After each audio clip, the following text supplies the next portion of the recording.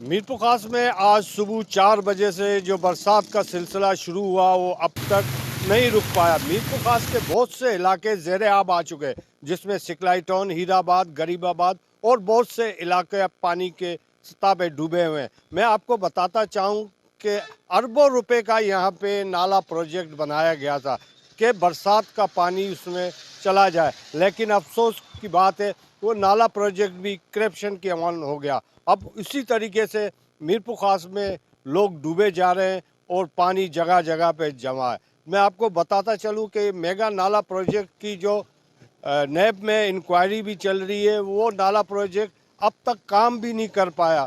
या अगर हम मेयर की बात करें तो मेयर साहब जो है मीरपुर खास के मुख्तलिफ इलाकों में दौरे कर रहे हैं, लेकिन लाइट ना होने की वजह से पंपिंग स्टेशन भी नहीं चल रहे हैं। एक तो बरसात के पानी की रुकने की जो असल वजह है वो यहाँ पे जो बरसात के निकासी का जो रास्ते हैं वहाँ पर कब्जे किए हुए हैं, और सुप्रीम कोर्ट का भी आर्डर था कि इन कब्ज़ों को ख़त्म किया जाए, लेकिन वो कब्जे अब तक ख़त्म नहीं हुए। कैमरामैन असलैन रज़ा के साथ असलम बलोच, वश न्यूज़, मीरपुर खास।